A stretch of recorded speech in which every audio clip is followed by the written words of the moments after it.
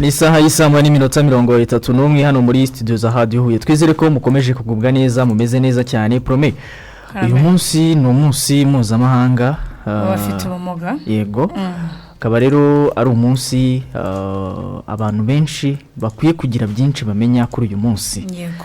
Akaba ari impamvu rero tugiye kwakira umutumirwa wacu uyu munsi NTIBANYENDERA egera mikro. Kaze muri studio za Radio Huye. Mwakoze cyane. Yego. Waramutse neza. Twaramukanye mahoro. Yego. Namwe se. Natwe tumeze neza. Yego. N'umutumirwa wacu rero ufite hana avuye. Akaba rero aje ahagarariye birumvikana NUDOR. Akaba ari umuryango agiye kugira byinshi atubwiraho mbere yuko dutangira tunamubaza ku munsi uyu munsi nyirizina tariki ya 3 z'ukwezi kwa 12 ni ngaruka mwaka. Egera mikro utubwire ese NUDOR n'umuryango umeze ute n'umuryango ukora iki n'umuryango ubundi mu by'ukuri waje guhindura iki? Mwakoze cyane nsuhuza abadukurikiye bose. Nshaka mbibwire nitwa NTIBANYENDERA Elsam Salim, nkaba naje rero mpagarariye umuryango na kwita mpuzamahanga y'abantu bafite ubumuga mu Rwanda, mu mpine mu ndimi z'amahanga witwa NUDOR.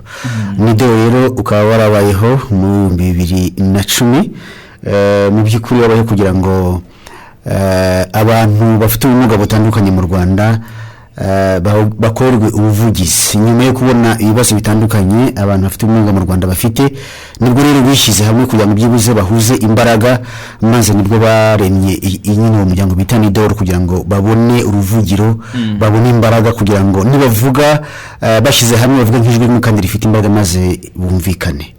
NUDOR rero nyuma yo kubaho yakoze ibintu byinshi bitandukanye, cyane cyane bifitiye inyungu abanyarwanda muri rusange, ariko cyane cyane abafite ubumuga butandukanye. Ubu rero NUDOR igizwe n'imiryango 13 y'abantu bafite ubumuga, harimo n'umuryango mpagariye witwa Collective Tubakunde. Ni umuryango nawo ni impuzamiryango yita ku bana n'urubyiruko bafite ubumuga bwo mu mutwe. Cyane cyane rero ubwo bumuga ni bwahoze kuva u Rwanda rwitwa u Rwanda, ariko bisa naho ari bushyashya kuko abantu bakomeza kubwitiranya n'uburwayi bwo mu mutwe. Hanyuma mu buzima bwa buri munsi rero nkabandi umukozi wa HVP Gatagara, ishami rya Humura ririndera. Yego. Rindira mu bitaro by'indwara zo mu mutwe, ariko nyine ni ikigo kita ku bana n'urubyiruko bafite ubumuga bwo mu mutwe. NUDOR kabigizwe rero n'indi miryango 10 bisigaye, harimo abafite ubumuga bw'uruhu, abafite ubumuga bw'ubugufi bukabije, abatumva ntibavuge, bwo kuvuga hari imiryango ibiri y'abagabo n'uw'abagore. Hakabamo umuryango twa UNAB n'umuryango w'abagore bafite ubumuga, hakabamo umuryango NPC n'umuryango uteza imbere siporo y'abafite ubumuga, hakaza THT n'umuryango uteza imbere abafite ubumuga, urubyiruko bafite ubumuga biciye mu makinamico n'impano zitandukanye. Hakaza umuryango Uwezo, nawo n'umuryango uteza imbere urubyiruko rufite ubumuga mu kwihangira imirimo ndetse no gutanga imirimo. Ngira ngo hari hakaza umuryango w'abafite ubumuga bwo mu mutwe bakuze, ariko buturutse ku burwayi bwo mu mutwe, n'ukuvuga abahoze bakoresha imiti ya Karayesi Ndera cyangwa se Butare no mu bindi bitaro byo mu Rwanda witwa NUSPA. Iyo hamwe rero ukaba ari imiryango 13, ariko tukaba imiryango kabikinguye ku buryo n'iri miryango yumva ishaka kuza gufasha no guteza imbere abafite ubumuga nayo irakinguriwe iyaza. Rero nkaba ndi umwe mu bagize inama y'ubuyobozi bwa NUDOR. Mwakoze. Yego, kuri uyu munsi rero nyirizina ni tariki ya 3 z'ukwezi kwa 12, ni umunsi ngaruka mwaka. Uyu munsi kuki ubundi wajeho? Kuki uyu munsi mufata mukawuharira abafite ubumuga? Kuki muba mwumva ko abantu bagomba kubimenya, abantu bagomba kuba uyu munsi babaha agaciro? Mwakoze cyane. Uyu munsi wemejwe nk'umunsi ngaruka mwaka kuva mu 1992. kugeza uyu munsi wa 2020 ni umunsi nyine ngarukamwaka waje kugira ngo abantu bafite ubumuga bahabwa agaciro cyane cyane no mu gihugu cyacu. Duhereye ku mateka y'u Rwanda, abantu bafite ubumuga ntabwo bahabwa agaciro kuva mbere hose. Mboneraho gushima leta y'u Rwanda kugeza uyu munsi ibyo imaze gukora, ibikorera abantu bafite ubumuga mu Rwanda. Mu by'ukuri imaze gukora byinshi, ifite ubushake buhagije, kabone nubwo hari urugendo rurerure nyine rwo gukora, ariko byibuze cyane mbere ni ukubyumva no kubishya muri gahunda zayo nka leta, kuko n'abafite ubumuga nabo n'abanyarwanda kimwe n'abandi. Bityo rero waje kuko biturutse ku muryango w'abibumbye, ntabwo ari mu Rwanda gusa abantu bafite ubumuga batabaga agaciro, urebye ni ku isi yose, cyane cyane mu bihugu biri mu nzira y'amajyambere. Bityo umuryango w'abibumbye ubona ko ari ngombwa ko abantu bafite ubumuga nabo bakagombye guhabwa agaciro, bakagombye kwinjizwa muri gahunda zose z'igihugu, nabo bakibonamo, haba mu iterambere, mu mibereho myiza, mu buzima busanzwe, kugira ngo nabo mbese bibonemo nk'abandi bose. Rero tugaza hano mu Rwanda, murabizi neza ko kera umuntu wabaga afite ubumuga ntabwo bamushyiraga ahagaragara, bamuhishaga kugira ngo abagana umuryango runaka urimo umuntu ufite ubumuga batamenye ko harimo umuntu ufite ubumuga. Mbese byafatwa nk'igisebo ku muryango, nk'ipfumu cyangwa se igisebo ku muryango, bagahita bari kumuhisha ntagere ahagaragara. Bityo rero uyu munsi waje mu by'ukuri wunganira ibindi bikorwa guverinoma y'u Rwanda irimo ikorera abafite ubumuga, noneho kugira ngo byibuze imenyekanishe ko abantu bafite ubumuga nabo ari abantu nk'abandi kandi nabo bafite ubushobozi bashoboye. Yego, urabona se urugendo mumaze kugeraho, intambwe mumaze gutera mu by'ukuri, ako gaciro wahoze ukomozaho kuva muri 1992 kugeza ubu ngubu muri 2020, urabona byibuze hari ikimaze kugerwaho? Ese niba gihari cyaba ari iki? Urakoze cyane. Icyo kirahari nicyo navuze, nishimira leta y'u Rwanda. Mbere ya byose iyo tuvuze leta cyangwa se iyo tuvuze leta, natwe turimo n'abaturage. Mu by'ukuri iyo byibuze nkuko nabikomojeho, iyo urebye ukuntu abafite ubumuga babagaho mu Rwanda, batitabwaho, bafata nk'abase ntabwa, bitwa amazina abafobya, ba ruhuma, ba kajoriti, ba gacumba, bakagira gute, ba nyamweru, amazina fobya, ibigoryi, ibipfamatwi, ibintu nk'ibyo, ibimuga, ayo ni amazina yose agaragaza ko umuntu ufite ubumuga atabwaga agaciro. Mbere ya byose rero habayeho guhindura imvugo n'inyito y'ayo mazina, kuko iyo uvuga ikimuga, mu by'ukuri ikimuga ni ikibindi cyangwa se inkono yamenetse. Iyo umuntu rero avanywe mu bumuntu akayirwa ikintu, mu by'ukuri urumva agaciro ke ka muntu kaba gatakaye. Ibyo rero ni ukuvuga ngo uburenganzira bwa muntu cyane cyane abafite ubumuga mu by'ukuri butangiye kumenyekana, haba ku buyobozi bwite bwa leta ariko n'abanyarwanda ubwabo. Aho uyu munsi tubona mu rugero guverinoma y'u Rwanda yahaye umwanya abafite ubumuga, ibagenda ndetse n'umwanya nko mu nteko ishinga amategeko, harimo umwanya w'abantu bafite ubumuga, byibuze hagemo ijwi rivuganira abantu bafite ubumuga. Kabone nubwo hari n'abandi bafite ubumuga bari mu nteko wenda badahagarariye uwo mwanya, ariko bafite ubumuga, bivuga ngo bamaze gusobanukirwa neza ko abantu bafite ubumuga dushoboye, bitewe n'ubumuga ubwo aribwo. Rero iyo ni intambwe mu by'ukuri ikomeye. Rero ureba tuvuga nk'abafite ubumuga bwo kutabona, cyari ikibazo mu bihe byatambutse, gutora no gutorwa. Isi ni gute yatora kandi atabona? Isi yamenya agiye gutora, ndi yamenya ateraho igikumwe kuwo yatoye. Ariko ubu ngubu mu by'ukuri ni ukuvuga ngo abo batabona bashyiriweho imboneza y'itora, bivuga ngo ubu ngubu nawe ajya mu kazu k'itora agatora uwo yishimiye, uwabona uzamugira umumaro. Ibyo rero mu by'ukuri mu mateka yatambutse ntibyariho.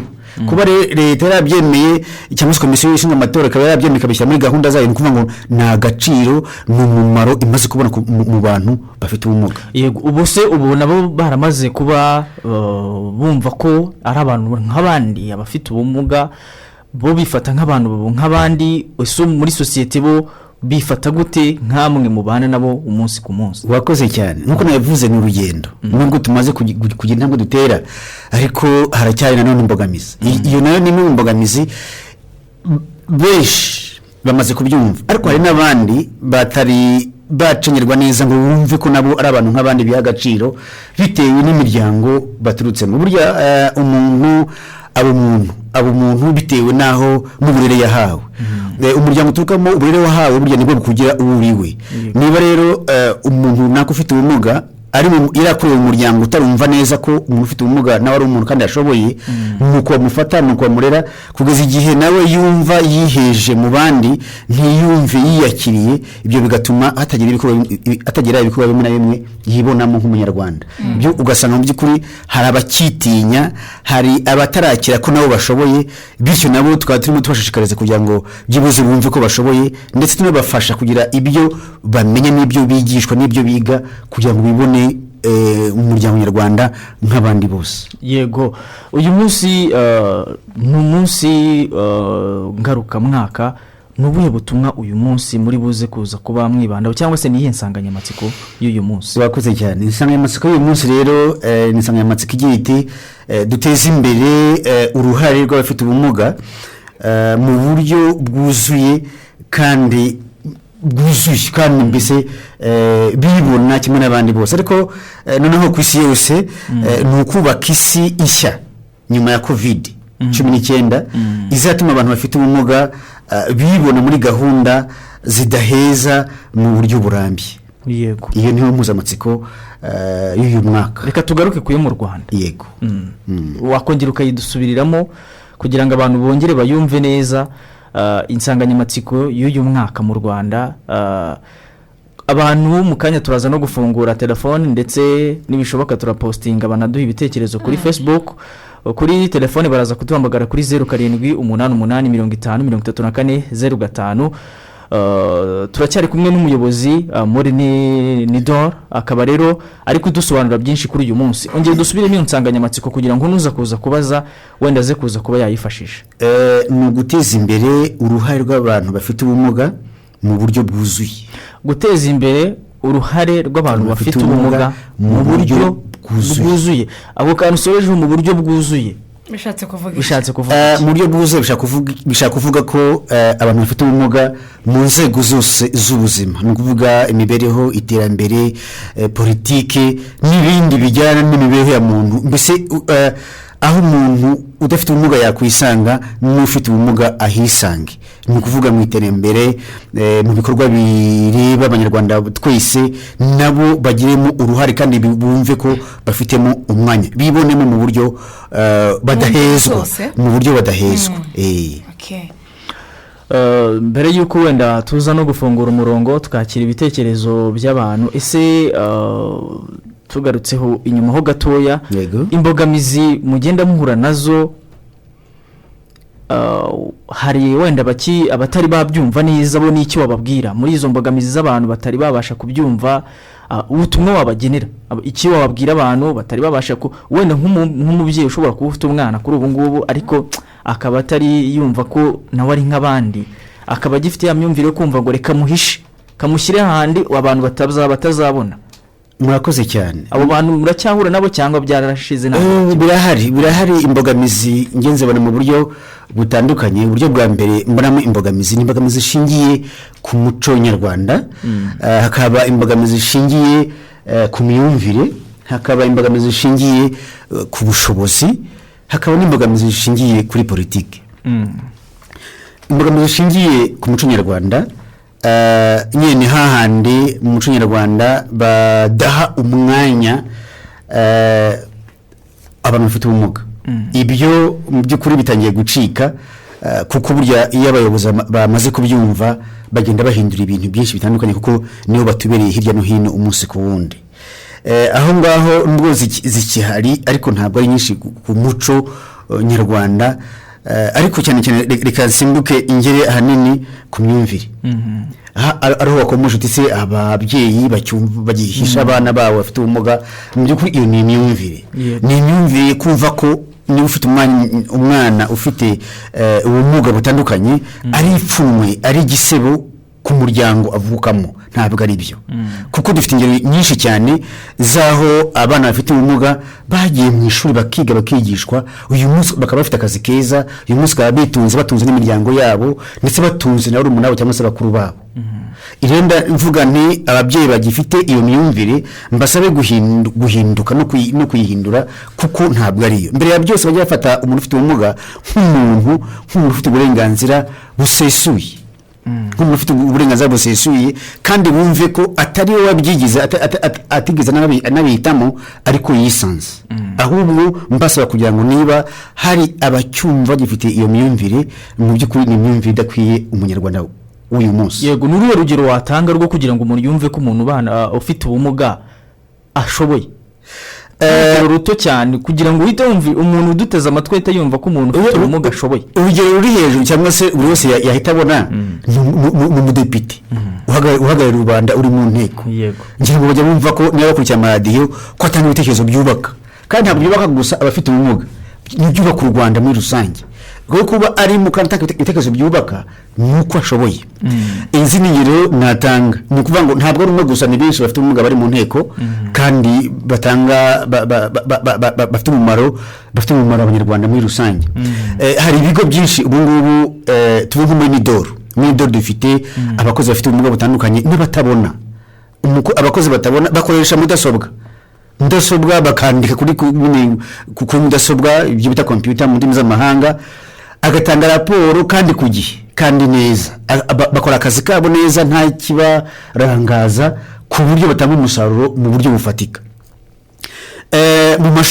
Mu mashuri kuva nubwo bakiri baki ariko abagize amahirwe yo kugeramo ngira ngo abigana nabo babona ko bakora neza amasomo yabo ndetse bakanatsinda bakabona amanota ashimishije. Ibyo nibyerekana ko bashoboye. Ngira ngo abakunda kureba imikino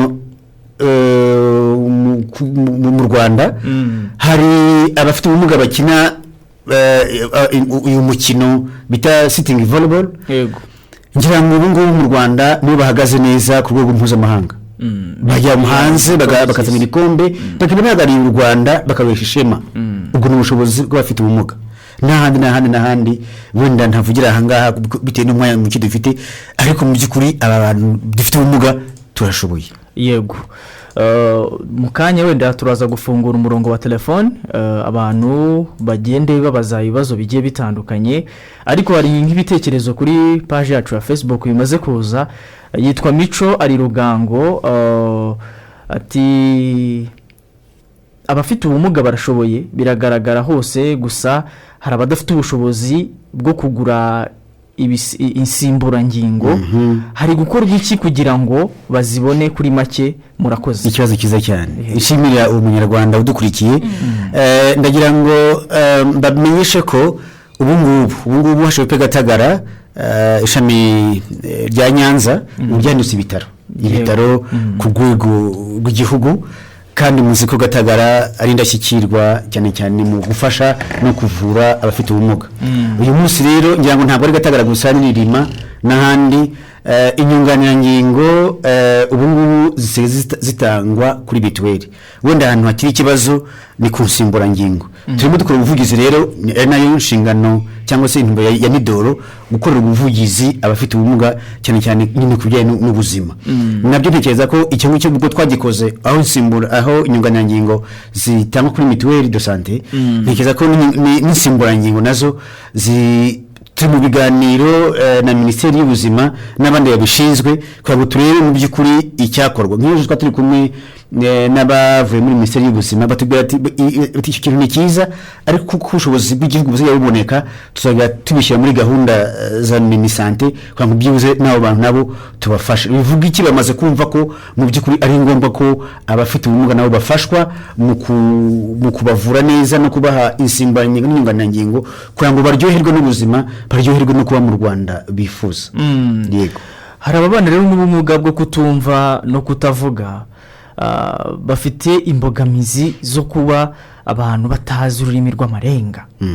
Ururimi rw'amarenga kugira ngo nk'umuntu umuri hafi abashe kumenya icyo akeneye abashe kumenya icyo ari kumubwira mukora iki n'iki mukora kugira ngo abantu babashe kuba byibuze babasha kumvikana na communication hagati y'umuntu ubana n'ubwo bumuga bwo kutumva no kutavuga ariko ari kumwe n'umuntu noneho we utafite ubwo bubasha bwo kumva ururimi rw'amarenga. Mwakoze cyane icyo nacyo nk'abagize iyi mpuzamuryango NUDOR mu by'ukuri ibi twagikozeho kandi tugikoraho. Icyo twakoze cya mbere ni gukora ubuvugizi kugira ngo byibuze ururimi rw'amarenga bufatwe nk'indimi zose zikoreshwa mu Rwanda.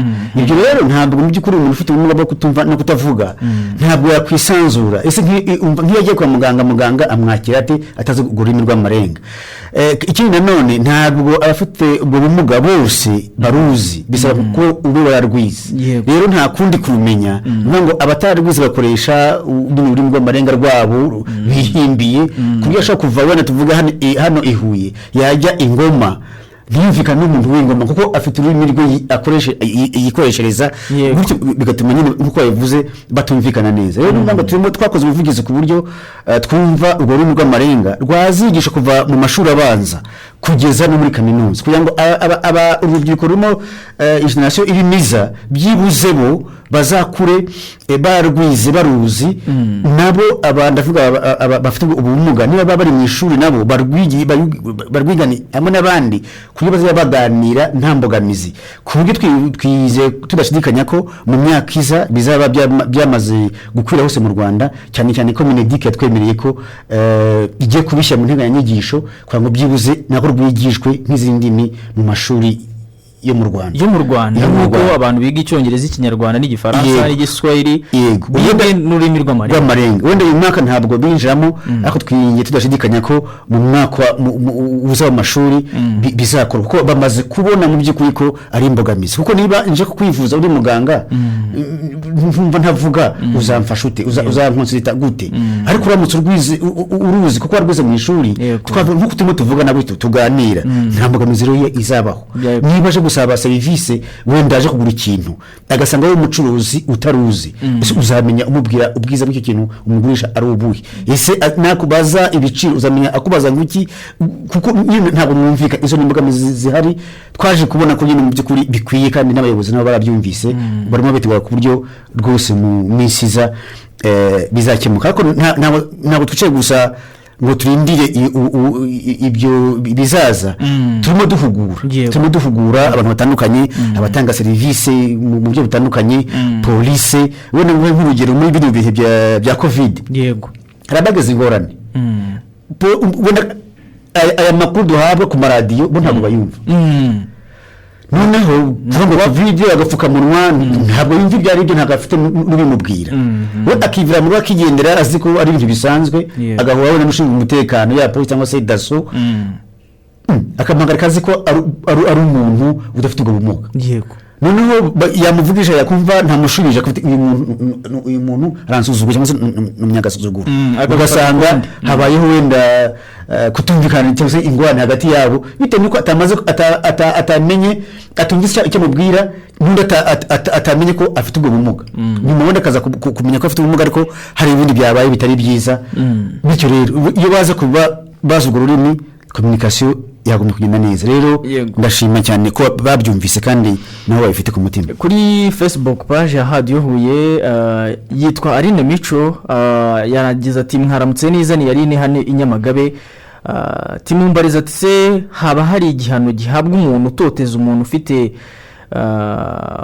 ubumuga ko ari igihe usanga umuntu ufite ubumuga nko mu muryango we birirwa bamucunaguza wenda ngo reba uko ameze cyangwa se akoresheje ngo reba uko kimeze. Ese nk'abo banze kubicikaho bo barateganyirizwa iki cyangwa se hari icyaba gihe hari nk'igihano cyabashe kuba cyabahwitura? Mu by'ukuri mu rwego rw'amategeko ibihano birahari uretse no gutoteza umuntu ufite ubumuga no gutoteza umuntu afite ubumuga ibihano birateganijwe. Noneho byongeye ku muntu ufite ubumuga byo byiyongera kurusha gutoteza umuntu udafite ubumuga. Ubwo we nasimbukire ku mbogamizi nyine yihohoterwa ubwo ari agikomojeho abantu bafite ubumuga nyine barahohoterwa mu buryo butandukanye. Bashobora guhohoterwa n'umuntu ubizi neza kandi abishaka, cyangwa se akamuhohotera atazi ko afite ubumuga, wenda tuvuge nk'ubumuga butari bw'ingingo, mu bumuga bugaragara, ariko ibyo bivanye ko iryo hohoterwa rihanwa n'amategeko. Rero ni ukuvuga ngo ari ni mubwire ngo ibihano birahari, n'abo bantu wenda baba babikora bibwira ko ibihano birahari, uzagaragara ko arimo ahohotera umuntu ufite ubumuga abizi neza kandi abishaka, rwose azabihanirwa. Yego, reka dufungure umurongo wa telefone baduhamagare kuri 0788834005 kugira ngo nabo babaze ibibazo. Halo radio. Halo radio. Naramutse neza. Nabashoje n'abatumirwa. Yego, turakumva neza cyane. Ni Norete hano muri Nyaruguru cyane mu Rutobwe. Yego. Nabakurikiye by'umwihariko ndanze shimire abatumirwa, kuko iyo baje bakadusangiza cyangwa se bakagira ubutumwa baduha biradushimisha, kandi nabo bugeraho bukabageraho mu buryo bwihuse, no kugira ngo nabo bumve ko ari abagaciro. Yego, icyo nshaka kuvuga rero ku ngingo twarimo tuganiraho ku bafite ubumuga, wenda narine abivuzeho inyamagabe. Hari ukuntu tubona abantu bafite ubumuga rimwe na rimwe muri ryahohoterwa bakabita amazina batariyo. Bamwe ngo uriya muntu ngo ni ikimuga, ugasanga imvugo yiwe kuri wewe byonyine iratuma wa muntu afite ubumuga yigunga, cyangwa se iyo bikoreshejwe wenda n'umuntu ubona ko yagakwiye kubaho ubwo ari we amushyigikira, bikaba ikibazo cyo kumva ko na wa muntu ayiheza muri gahunda zimugenewe, cyangwa se ugasanga ntajya ahagaragara. Ariko kubera ubuvugizi mbona wenda by'umwihariko mu karere ka Nyaruguru, ubona ko hari n'ishuri cyangwa se ikigo kiba kinafite wenda ku bantu batanga amasomo ku bafite ubumuga. Yego, nibyo kwishimira, ariko ubukangurambaga tujya tubona umwana wenda wavutse afite ubumuga, iyo atagiye gukina n'abandi bana rimwe na rimwe tubona ko bimuberamo nka paralize, akagira noneho kuba yagira n'ubumuga ubona ko butagomba kuba bwanakira. irasa ku ngingo. Icyo nshaka kuvuga rero, wenda ndashije ku ngingo, icyo nashakaga kuba nabazaho ku mutumirwa, wenda muri iyi minsi y'ukwa 12 rimwe ubusanga hari iminsi mikuru y'abafite ubumuga, ariko hari n'abantu ubusanga bafite ubumuga badakunze kuba bajya kwa muganga kugira bipimishe. Niki barimo gukora kugira ngo abantu bagerageze kumva ko ku muntu waba afite ubumuga nawe ko akwiye kuba yamenya koko kabufite, kugira ngo hari ubuvurwa, ariko hari niyo utinze buba butagerageza kuba bwavurwa. Murakoze. Ni Norete. Teo, wasuramo ikibazo neza katacyumvishe neza. Icyo nshatse kuvuga, hari abantu nk'ubu ngubu urugero nkanjye, ugasanga wenda sindi kugana nko kwa muganga kugira ngo barebe nimba meze neza. Hari n'abantu none ubu usanga wenda bafite ubumuga, ugasanga amakarita ntago barayabona. Amakarita bafite ubumuga bemerera ko abo bantu nyine bafite ubumuga. Ese niki barimo gukora, cyangwa se n'ubuhe buvugizi barimo gukorera abo bantu? Yego, urakoze cyane. Murakoze. Ni Norete muri Nyaruguru, turabakurikiye. Yego, turagushimiye cyane ku bibazo byiza ubajije. Wenda mbiriye ku cyo ubajije cy'amakarita. Amakarita mu by'ukuri hakozwe ibarura ndetse batanga amakarita y'abafite ubumuga, ariko nyirango niba byibuka neza hari icyiciro kitigeze kibarurwa, niva icyiciro cy'abafite ubumuga bari munsi y'imyaka 5, abo ngabo ntabwo babaruwe. Ubu ngubu niva ngo bageze mu cyiciro cyo kubarurwa, kandi hari n'abandi bagize ubumuga hagati muri iyi myaka. NTIBANYENDERA rero yarimo bitegura ku buryo bavuga ko muri 2022 bazanye gukora irindi barura noneho rikozwe neza, ku buryo tuzafatanya ku buryo nta munyarwanda uzacikanwa. Cyane cyane ko byagaragaye ko mu byo bakoze gihe batanga nyine basuzumaga batanga n'amakarita y'abafite ubumuga, hari abatayamenya mu makuru, hari n'ababiciye amazi mu mvugo y'iki gihe, mvuga ngo abatabihaye agaciro, kandi mu by'ukuri byari by'agaciro. Ibyo rero ni ukuvuga ngo turimo dukora ubukangurambaga mu buryo butandukanye, ku buryo icyo gihe nikigera mu mwaka nakubwiye buri wese azagerwaho kandi agahabwa ikarita, kugira ngo kuko iyo karita izaba ari ikarita y'umumaro mu buryo butandukanye. igaragaza icyiciro cy'ubumuga umuntu afite ariko n'izindi serivisi zizahuzwa n'iyo karita ku buryo umuntu ufite ubumuga azakoresha iyo karita mu bintu bitandukanye. Rero mubwiye n'abandi bose badukurikiye ko bashonje bahishiwe, ntabwo ari ukutabitaho ahubwo birimo bitegurwa neza kugira ngo ubutaha bizakorwe ku buryo ntawe uzacikanwa cyangwa se ngo yibagirane. Yego, reka twakira undi muntu umwe tugana ku musozo. Halo Radio Huye. Mwaramutse neza. Mwaramutse. Ko tutakumva neza kongereye ijwi. Yego, gerageza ujye ahantu hari rezo. Halo. Yego, turabumva. Yego, natwe turi kukumva. Ikibazo cy'abana n'ubumuga. Usanga kenshi abantu barasezerana mu bimuga cyangwa barimo bita amazina atandukanye. Ikibazo nari mfite harimo abantu batabaruye. Ariko yaramaze kugisubiza. Yasobanura neza kuko turanye na batabaruye kandi abandi babaha amakarita. Okay, yaragarutse none kuri cya kibazo umaze gusubiza ngo wongere ubigarukeho neza ubasobanurire ngo hari abatarabaruwe badafite amakarita. Yego, ariko ndumva ari byo wari umaze wenda wamusubirira kuvuga nti yakoraga ibarura batanga amakarita. Hari benshi bacikanwe kandi hari n'ikiciro kitabaruwe. Muvanga abari munsi y'imyaka 5 ntabwo babarurwaga. Uyu munsi barakuze ntibakifite imyaka 5 ntabwo bije mu kiciro cyo guhabwa amakarita ariko ubu ngubu ntayo bafite. Hari n'abandi bagize ubumuga hagati muri ino myaka abo nabo bose na makarita bafite. Niyo mpamvu NTIBAD yari miteganya ko muri 2022 igakora ibarura. Rero mvanga iyi myaka yose ishize barimo babyiga neza bitunganya kugira ngo umunsi bagiye gukorwa bizakorwa neza ku buryo nta kiciro nta muntu n'umwe uzacikanwa cyangwa se ngo asige atabaruwe. Rero mvango bashonje bahishiwe mu by'ukuri barindire iki gihe nikigera muri 2022 nibikunda ntihagire imbogamizi zizamo ariko ndekeza ko byari bikunda muri mitego kandi bigeze hafi ku musozo bizakorwa neza ku buryo nta uzongera gucikanwa ukundi. Yego, reka dufate uwanyuma. Halo Radio we yagiye. Promesa turebere kuri Facebook niba ari ibindi bitekerezo byaba byaje ubundi twakire uwanyuma. Halo. Mwaramutse neza. Twamunye mwaratanaze ndi Nyaruguru Rusengo. Yego. Bande shimira ku batumirwa. Yego, urakoze cyane Atanaze. Ngiye kibazo cyanjye. Ari igihe umuntu nyine ufite ubumuga bamuhohotera. None bakamubwira bakitwaza ko ndabavuga ati urazajya gusiragira mu byo kumurenga turega gute katarashoboye katahagera ku mwanya tawubona. Hari umurongo kubera ko hari igihe ajya mu bayobozi bo hasi nabo bakamurenza ngo ugasanga baravuga turiya nta kigenda bakamufata nka fake. Hari umurongo baba barateganijwe barabashyiriyeho wo kugira ngo ikibazo cyabo bakihutisha batire bajya gusiragira aho ngaho nyine mu buyobozi wenda bo bagahita batambutsa ikibazo cyabo ku buryo bwihuse atari kurinda kujya gusiragira mu nzego zindi. Nicyo kibazo murakoze cyane. Reka muri kabasubi kuri kumwe. Sawa, ni service yihuse ku bafite ubumuga. Yego, nicyo abashije.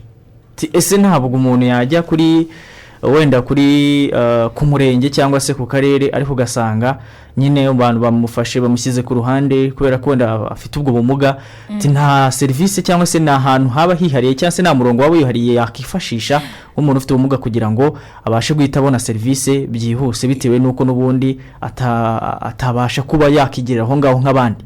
Yakiganira rimwe n'iki ngiki cyane ni Mico yabajije hano ni mumbarize etse hari igihano gihabwa umuntu utoteza umuntu utumuka yagisubije. Yego, ubwo yasubiza uyu mugabo niba hari umurongo wenda wihariye yakifashisha cyangwa se niba hari ubundi buryo yakoresha akeneye service ahantu runaka mu gihe byihutirwa. Yakoze cyane mu by'ukuri nta murongo wihariye turashyiraho uwo abafite ubumuga bakoresha mu gihe bahohotewe kugira ngo umurongo twese dukoresha nk'abanyarwanda ni kwa kundi ntabwo mwibuka neza ariko ni umwe wa polisi ashobora guhamagara cyangwa se ribu baramutse bamuhohoteye kuko mbere ya byose mbere y'uko abafite ubumuga n'umunyarwanda n'umunyarwanda uwo ari we wese iyo ahohotewe hari umurongo wenda ntibuka neza twaza gushaka tukabagezaho bahamagara kugira ngo byibuze ribu cyangwa se polisi ibatabare. ariko ikindi cya kabiri burya abafite ubumuga barahagarariwe kuva mu kagari kuza ku rwego rw'igihugu. rero urumva ngo yareba cyangwa se akitabaza uhagarariye afite ubumuga mu kagari atuyemo, bityo uhagarariye afite ubumuga mu kagari atuyemo yamufasha haba kumurenganura ndetse no kumugeza kuri serivisi yifuza. ariko ibyo ntibibujije ko n'abayobozi basanzwe babo kuva mu mudugudu kugera hejuru aramutse afite nimero ze yamuhamagara kugira ngo byibuze arenganurwe cyangwa se ahabwe serivisi yifuza. hari imirongo polisi yaragiye ishyiraho wenda ukeneye ubutabazi muri rusange ushobora guhamagara 112 yego bakagufasha. tugana ku musozo n'ubuhe butumwa watanga rero kuri uyu munsi ngarukamwaka? watubwiye ko ari umunsi watangiye ushyizweho birumvikana guhera mu mwaka w'1992 kugeza uyu mwaka muri 2020. ni urugendo rurerure tumaze kubona, ariko se n'ubuhe butumwa waha abaduteze amatwi tuganiye ku musozo w'ikiganiro twagiranye uyu munsi? mwakoze mbere yuko ngira ku butumwa ntanga turimo tuganira hano ngo turi mu kiganiro mundamukanyirize ubumuga bwo mu mutwe n'uburwayi icyo ni kimwe. ikindi cya kabiri ubundi mu Rwanda harimo abasazi yego turimo tuganira n'abatwumva batwunganira bihuse tutarenza igihe babitubwiriho. reka tubiharire abadukurikiye badutandukanyirize uburwayi bwo mu mutwe n'ubumuga bwo mu mutwe. icya kabiri mu Rwanda harimo abasazi. yego dufungura umurongo 0788503405. ariko tuganira kuri ku ruhande rwanjye abasazi bo barahari, ariko n'uburwayi bwo mu mutwe butandukanye n'ubumuga bwo mu mutwe. buriya ubumuga bwo mu mutwe umuntu agira uburwayi bitewe n'ikintu runaka cyabuteye. naho ubumuga ushobora kuvuka ufite ubumuga, wenda tuvuga urugero rwo kuba ufite ubwonko budakora neza, waravutse ubwonko budakora neza, nta kindi kintu cyabiteye ahubwo ari uko nguko wavutse. ntekereza ko ibyo ngibyo ari ubumuga. ariko ushobora kugira ikibazo cya stress ukarwara mu mutwe bikazakuviramo uburwayi bwo mu mutwe. rero icyo nakunganira mugenzi wanjye icyo mwebwemeranyeho nawe nuko nta basazi babaho. uwo nguwo barwaye mu mutwe nibo kera twajyaga tuvuga ko ari abasazi, ariko nuko aba yarwaye mu mutwe. ariko kuba gutandukanya ufite ubumuga n'urwaye mu mutwe birumvikana aba yararwaye bitewe n'ibibazo bitandukanye akarwara mu mutwe, ariko kuba afite ubumuga bwo mu mutwe ashobora kubuvukana, ashobora kuba yaravutse afite icyo kibazo rwose. muri mu nzira nziza tutarya iminota wenda n'abadukurikiye mu gihe batabahamagara reka twakiriye twumva. yego hano wi atanaze munye mwarugarutse. yego wabyumvisha ibyo turi kuganiraho. ngaha bidutandukanyiriza ubumuga bwo mu mutwe n'uburwayi bwo mu mutwe. ese haracyababasazi? mu kinyarwanda cya nyacyo ntabwo bavuga abasazi, ni abarwayi bo mu mutwe nyine kugira ngo nabo tubahe agaciro. yego atana umusazi. ariko buriya ubumuga nawe wahita ubyumva, kuko ubumuga ni ikintu umuntu aba yaravukanye nyine ari nka kuno kavuka nyine ubufite bwo mu mutwe ari ikibazo cy'ubwonko cyangwa ari iki ariko kuba ari uburwayi bwo mu mutwe ushobora kuba yarabitewe n'ibibazo runaka wagize nyine bigatuma uba umurwayi ariko atari byo wavukanye. Yego, urumva harimo difera nyine kuba ubumuga ari ubwo wavukanye ariko uburwayi ari ubwo wafashe ugeze ku isi nyine hoho nyine bitewe n'ibibazo wahasanga. urakoze cyane munyenwa. nuko mbyumva Olivier. Sawa, twihute. nkiri aho ngaho nkikomeza ubundi ubumuga n'uburwayi butandukaniye. Uburwayi buravurwa bugakira ariko ubumuga nitwibanire. Si nuko ubumuga ubuvukana ushobora no kugira ubumuga wamaze kuvuka. Ubumuga bwo mu mutwe benshi bakunze kubitanga n'uburwayi bwo mu mutwe. Ubumuga bwo mu mutwe wenda ubwaga cyane mu Rwanda ni butatu ariko nubwo habaho n'ubundi ariko ubwo dufite bugaragara mu Rwanda mbere mu bigo byita ku bantu bafite abana n'ubyiruko bafite ubumuga mu Rwanda ni butatu. Ubwa mbere nibwo bita kajegeza mu ndimi z'amahanga ni CP cerebral palsy cyangwa se IMC infirmité motrice cérébrale mu ndimi z'amahanga. Ubwa kabiri ni kajarajaza mu ndimi z'amahanga nibyo kunze kwita autism. Noneho ubwa gatatu ni intuzura mu ndimi z'amahanga nizo kunze kwita Down syndrome cyangwa se trisomie 21 cyangwa se 13 n'izindi ziri trisomique. Ubwo bumuga bwo mu mutwe nkuko mwabivuze ni nka accident cyangwa se ikintu cyabaye ku bwonko kiza gutuma ubwonko bugira intege cyangwa se imbaraga cyangwa se ubushobozi buke bw'imitekerereze. Noneho ubwo bwo mu mutwe rero nibyo koko wenda nsimukira ku cyo bavuze ku musazi. Umuziko ijambo rya gaciro mu nteruro. Ijambo rimwe shako riri mu interuro rikitwa gutya ubundi rikitwa gutya bitewe naho cyangwa se domaine ririmo.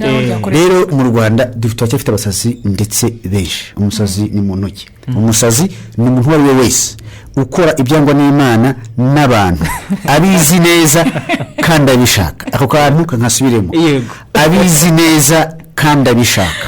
Uwo ni umusazi rwose. Ariko uzabona undi muntu ukora nk'iby'abasazi. Twumvikane neza. Uzabona undi muntu urimo ukora nk'iby'abasazi ariko nta bushake yabigizemo nta n'imipango yabigiriye. Uwo ni umurwayi wo mu mutwe. Niyo mpamvu uyu munsi polisi iyo ibafashe bigize ukuntu nyine kuko polisi ishobora kuba ifite urugero ukabona umuntu yambaye ubusa agiye ku muhanda.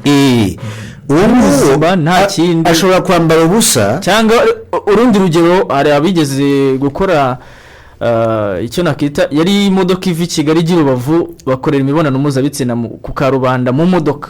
Mu modoka iri kugenda babizi neza kandi babipanganye babiganiyeho barabyuzuza.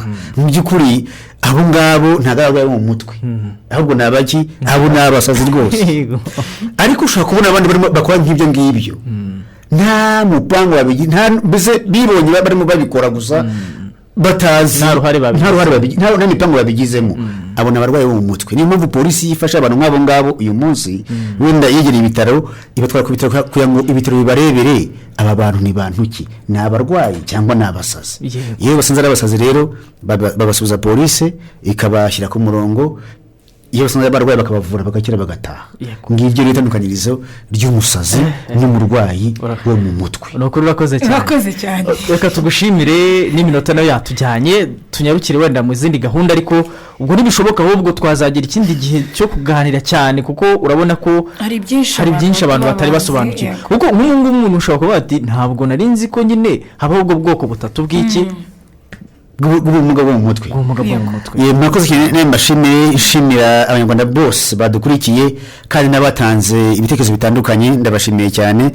Mbasaba ntanga bwa butumwa mansabye gutanga saba ababyeyi mwese mufite abana bafite ubumuga butandukanye rwose mubavane mu bwihisho mubashyire ahagaragara mubohereze mu amashuri menshi yo mu Rwanda. Ubu ngubu yiteguye rwose kubakira ndetse no kubafasha no kubigisha neza ku buryo nabo bagira uruhare mu iterambere ry'u Rwanda. Ababyeyi rero mugisha abo bana mukibafunyira mu byumba byanyu mukibakubita amapingu cyangwa se imigozi mubazirika nagira ngo mbabwire ko amategeko y'u Rwanda rwose arahari muzabihanirwa rero mbabwire ngo yamazi si yandi mwoge magazi. Yego urakoze cyane.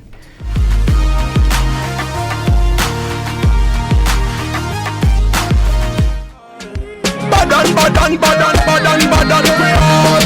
well, let me say everybody not the club jam more higher. It's just night dance to the rubber beats. So turn up the pitch and let it flow faster. The gas them and know that me back in a yacht. Once in your lifetime, this not a crime. This the dance all better than in your prime. The ladies and chat grooving with your time. Now this is the rhythm of us set with the raw.